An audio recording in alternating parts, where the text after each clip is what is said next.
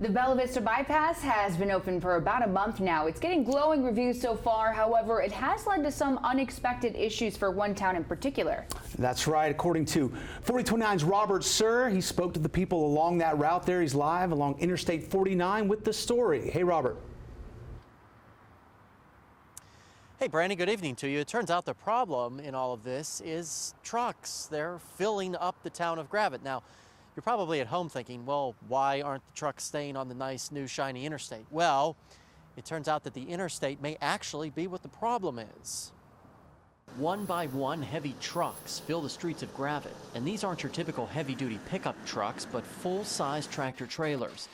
Since the opening of the Bella Vista bypass a month ago, truck traffic has exploded in Gravette.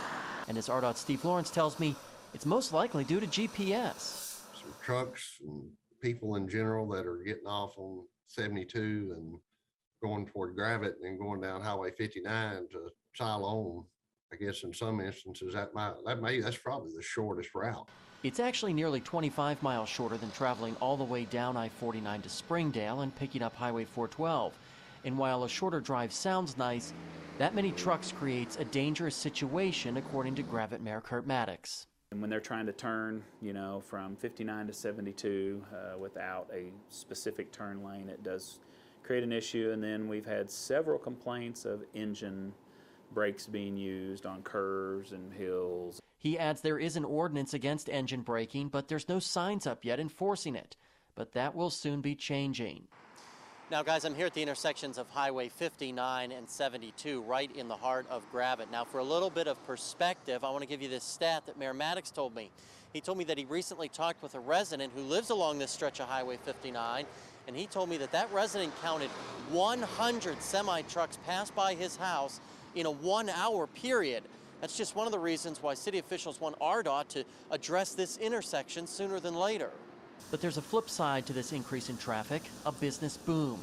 J.W. Smith is a Gravette resident and business owner and tells me it's been great for business, but obviously that also comes with some danger and some noise factor. It's not easy to just cross the street here, whereas even 6 months ago it was a little easier to walk across the street, and now it's a little bit more concern.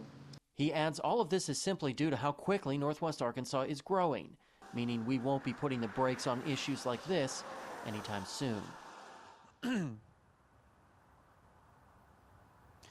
Now, guys, the city and RDOT are working together to possibly bring a traffic light to that intersection that could alleviate the traffic flow, at least temporarily, because RDOT or the city, they just can't ban trucks. Trucks are allowed to use it just like anybody else. There's also talks for maybe overhauling that intersection to make it wider to accommodate turning lanes and those such issues at the intersection as well. Now, the biggest solution would be just to finish the north-south connector, which is in talks to happen, which would connect the Bella Vista bypass with the northern Springdale connector. But a project like that is most likely several decades away. We'll just have to wait and see. Live near I-49, Robert Suhr, 4029 News.